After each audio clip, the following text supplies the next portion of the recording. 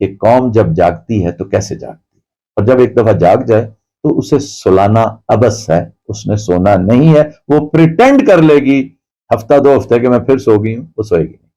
Sales pitch اس کی اس دن بنا دی گئی جب اس نے کہا کہ لاؤ میری ڈائری دو، اور کوئی رہ تو نہیں گیا۔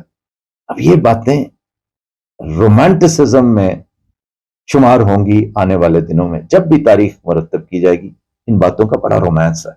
پھر آگے چلتے چلتے بہت کچھ ایسا ہوتا گیا، وہ سب کچھ ہوتا گیا جو اس کے خلاف کیا جاتا تھا لیکن اس کے حق میں استعمال ہو رہا تھا، اس لیے کہ مشیت ازدی یہی تھی۔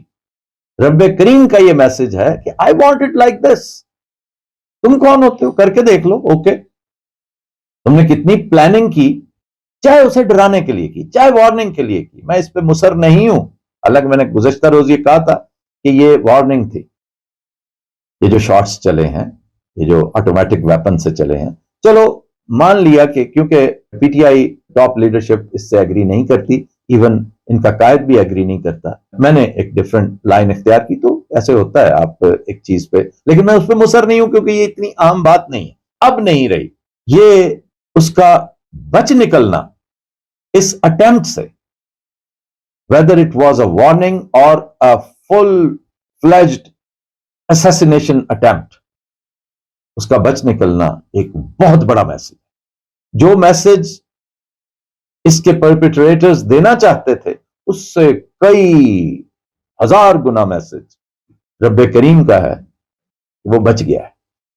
اور اگر وہ بچ گیا ہے تو سیلز پچ دیکھو اس کی بنی بنائی کہ بھائی میں نے تو خون بھی بہا دیا، میں نے کہا تھا پہلا فرسٹ بلڈ میرا ہوگا، اس رستے میں اگر شہادت لکھی ہوئی ہے نا تو میری ہوگی، پہلی گولی میں کھاؤں گا۔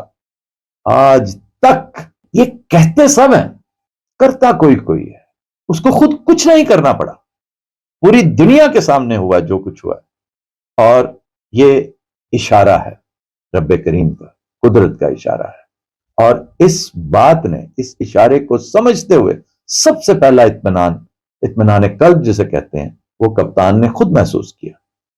وہ خود نہیں کہتا کہ جو اللہ آپ کو رتبہ دیتا ہے، سٹیٹس دیتا ہے، آپ کو اور زیادہ سنبھلنا چاہیے، اور زیادہ سمجھنا چاہیے۔ تو یہ اشاروں کی زبان ہوتی ہے، معرفت کی باتیں اشاروں کی باتیں ہوتی ہیں۔